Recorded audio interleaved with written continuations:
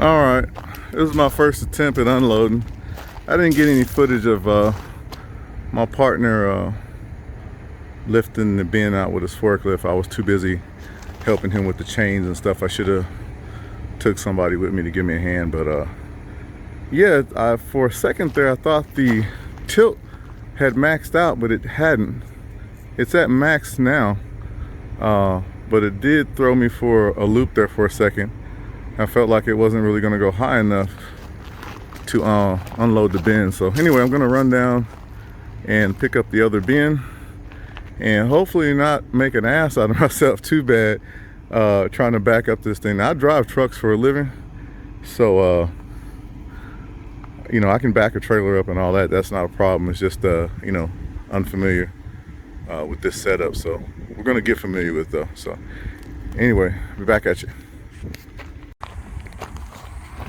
Okay, right away, being that today is the first day I've operated one of these things, right away what I learned is that the winch itself, it's got some roll to it. It's got some play to it, meaning that it'll coast on you once you release the button. I know every winch has that. I have a winch on my equipment trailer, but this one seems to be a little on the excessive side. It caught me off guard a couple of times. So anyway, I got the other bin picked up. Yeah, it was I felt like an idiot trying to back this thing up like I'd never backed a trailer, but I was so nervous. I mean, you can only imagine. You spend I mean, that's a lot of money. You spend $27,000, $25,000 on something, and you know, you want to nurture it at least the first week until it starts making some money. Then you don't care. But you know, you still want stuff to work and perform and look nice. I'm a little anal. I don't care how old a vehicle I'll drive. I like to keep it in good shape and keep everything looking good, and I definitely like everything to function on it. So what I made the mistake of, my first mistake today, was when I dropped the bin at my buddy's yard using this forklift, I did not put a piece of wood underneath the nose of the trailer. Now I completely see why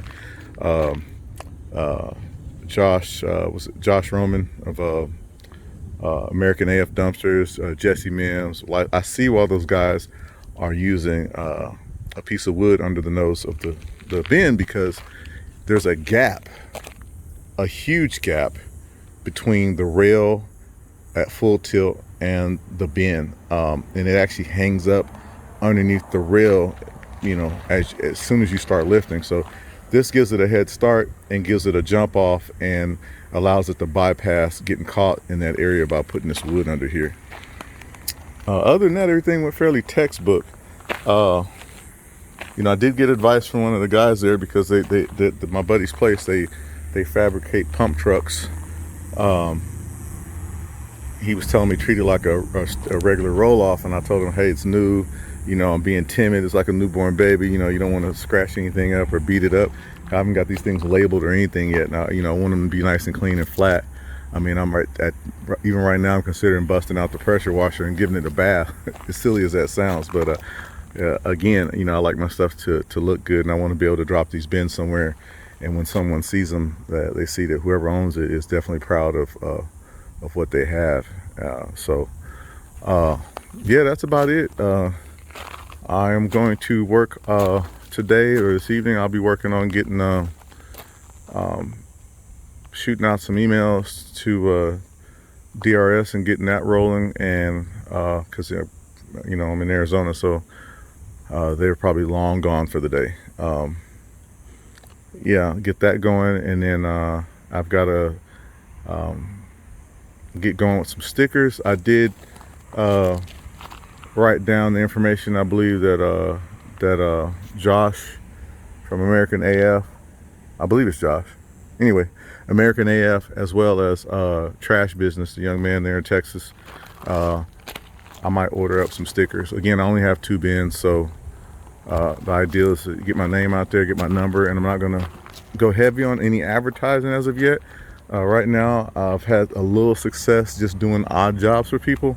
And again, this is a side hustle to my side hustle, so this is going to help me with my first side hustle. and hopefully turn into out progress that and help me additionally financially. But as long as the goal right now is that within a week's time, this thing is paying for itself 100% and putting a little cash in my pocket. That is the goal. All right, a little disappointed here. The doors were just sitting in the back, and I don't know if this was like this before I picked this thing up in Texas or after, and it's not that big of a deal. But yeah, the grease zerk. The grease zerk is gone because the doors were kind of overlapping, and it just rubbed it, and it's just a brass fitting, so good and soft. Also, I tried to grease one of the pivot points on the trailer. 1,000 miles, brand new trailer. So I greased the bearings before I rolled off the lot, because God only knows how much grease the manufacturer puts on there. Anyway, I went to grease that pivot point there.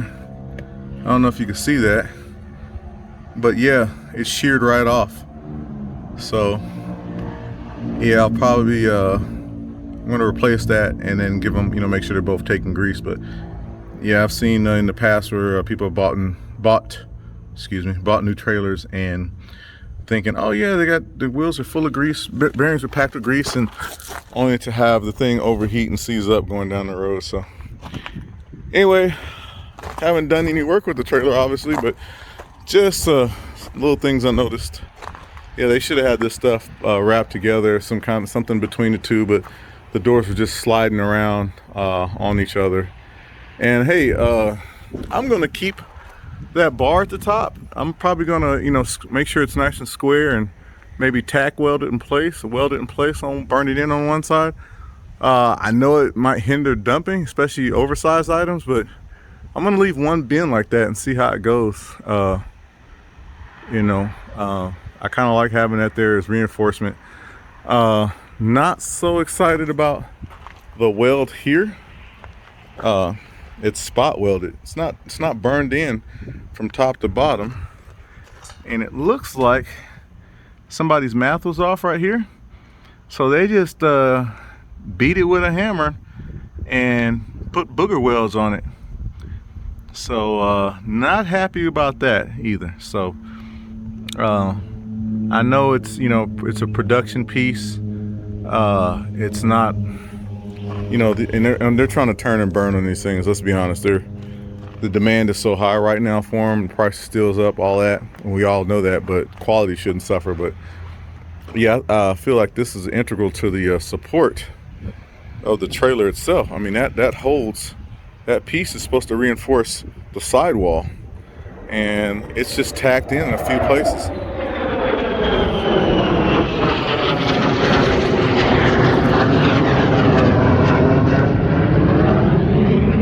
Yes, you guessed it. That is the sound of freedom. Anyway, just some things I've seen so far that I didn't like, but hey, it's still gonna do what it needs to do.